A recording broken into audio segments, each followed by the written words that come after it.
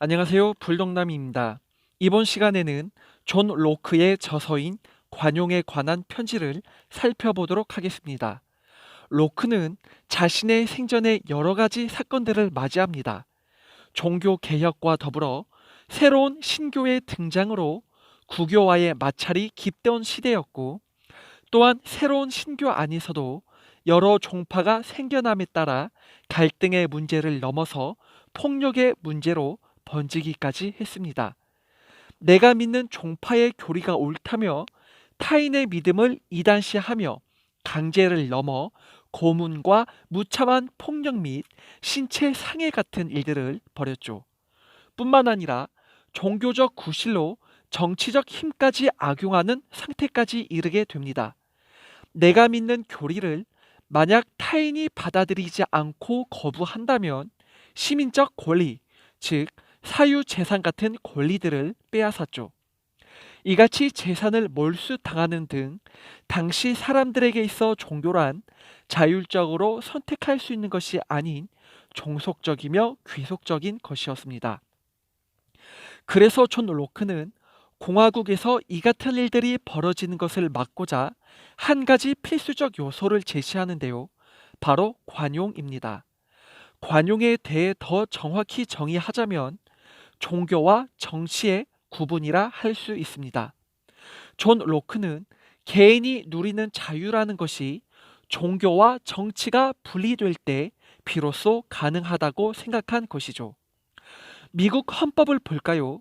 미국 헌법 1차 개정안을 보게 되면 다음과 같은 구절이 있습니다.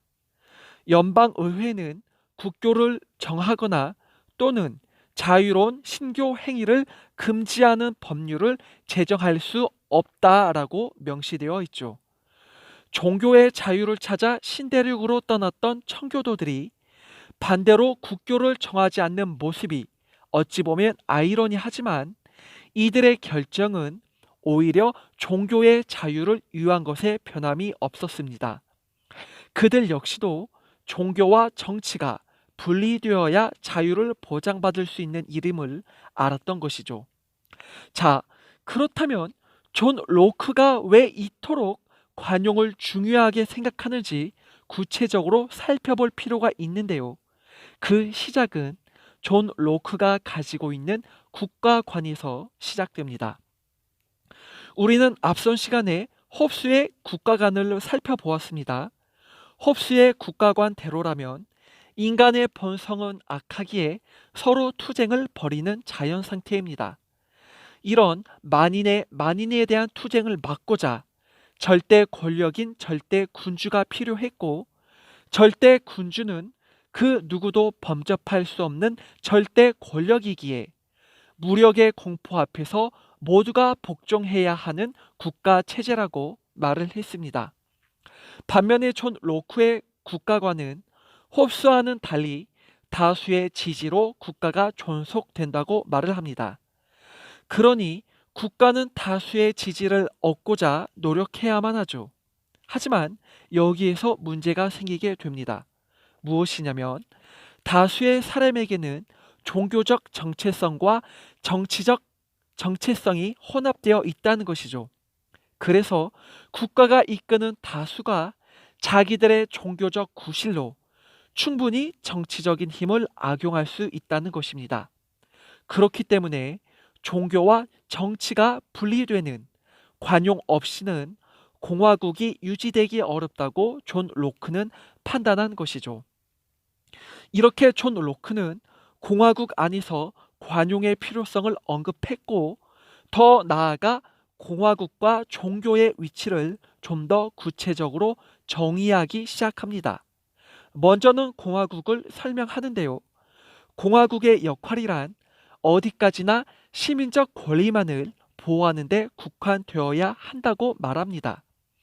다시 말하자면 세속적 재산을 증식시키고 보호하는 역할로 개인의 생명, 자유, 돈, 가구 등 외적인 것들을 포함한 시민적 권리를 지키는 역할을 말합니다.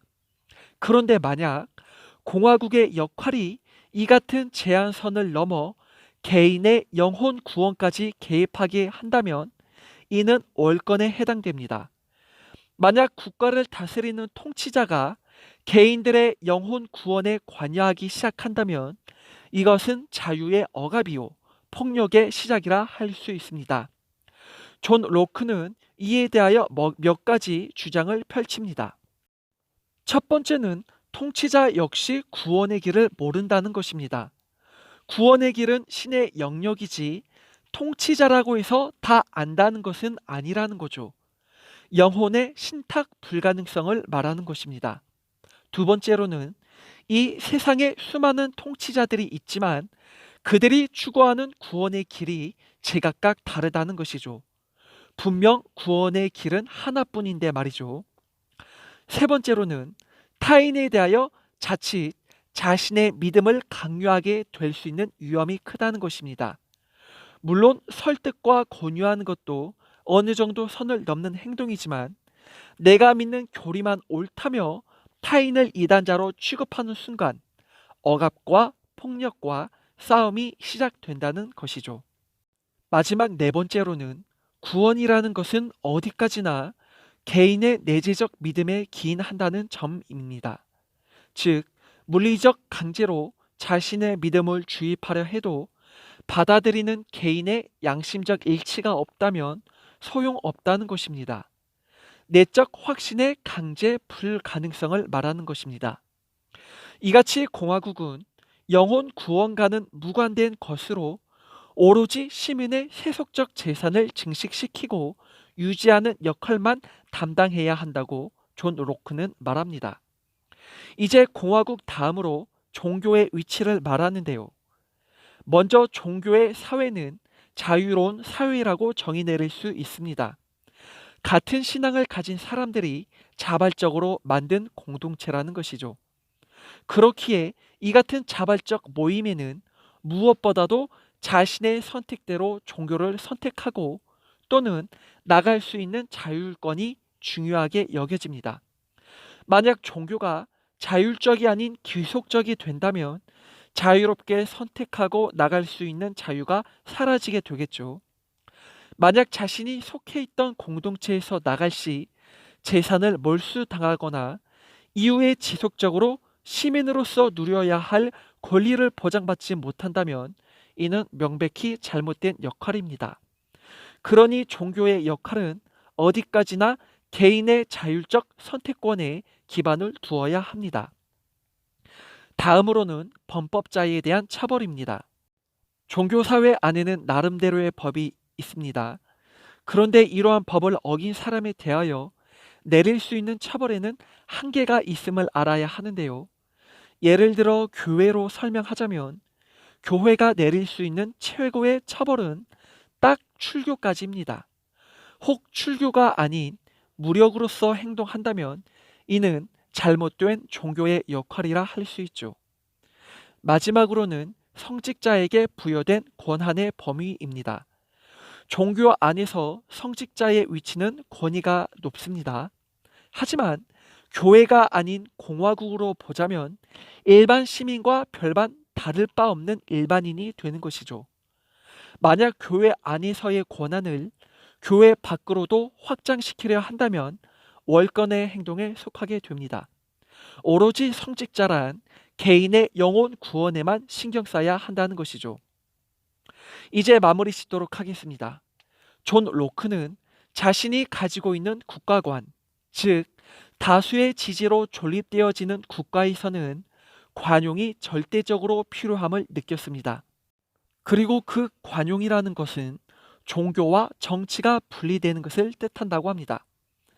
공화국은 어디까지나 개인의 세속적 재산을 보호하는 역할에만 국한되어야 하는 것이고 종교도 영혼 구원에만 국한되어야 한다는 것이죠.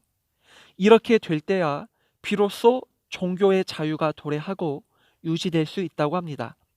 그래서 두 영역 간의 경계는 확실하게 그어 서로 밀접한 관련이 있게 만들어서는 안 된다고 존 로크는 주장을 하는 것이지요. 이렇게 하여 이번 시간에는 존 로크의 관용에 관한 편지를 살펴보았습니다. 지금까지 시청해 주셔서 감사합니다.